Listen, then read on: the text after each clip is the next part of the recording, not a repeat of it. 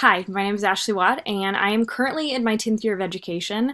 I graduated from K-State in 2009 and spent my first 9 years as an agriculture educator at a small rural 2A Kansas high school in South Central Kansas. There, like most high schools, I wore a lot of hats. I was a cross country and track coach, and of course FFA and whatever else they could get me to agree to.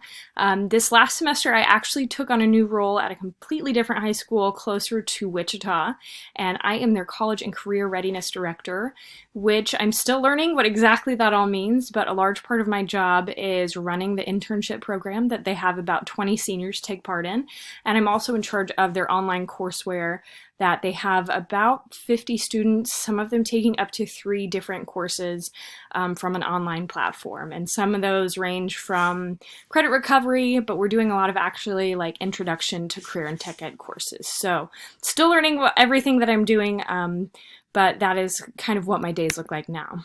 So I'm actually going to compare and contrast my two jobs because I am so new to this one. I am still learning a lot. So at my first job, it was a 2A school. We graduated about 30 kids a year. We were served by a special education co-op that also served two other districts that were similarly sized to us. We had one special education teacher that served 8th through 12th graders.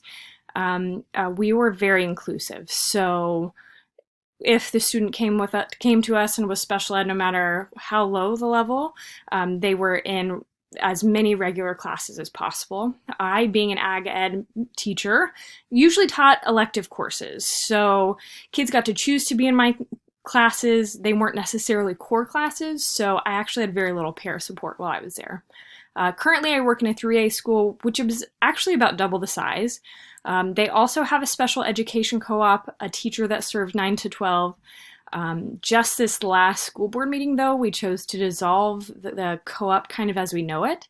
So in the future, it's going to possibly look a lot different.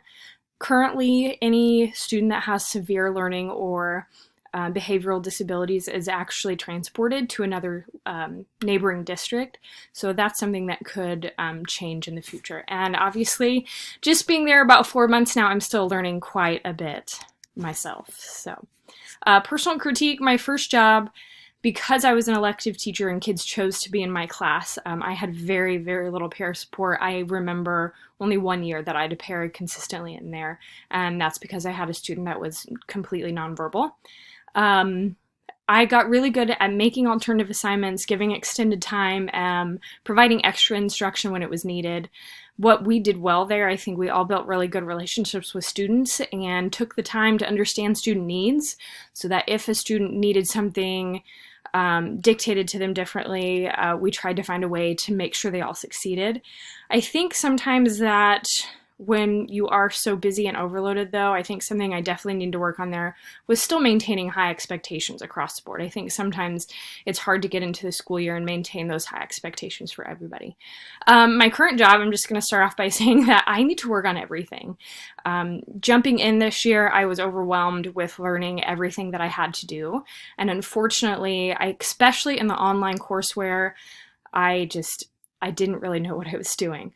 So we got about a quarter of the way through the semester and I realized I had at least one student that really needed that courseware to be different for them. And because of that, we're very far behind and had a hard time comprehending the way that it's written.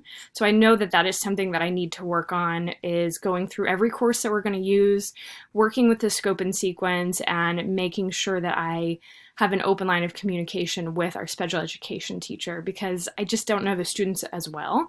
So it was kind of hard for me to know off the bat, even if a student had needs that needed to be met also.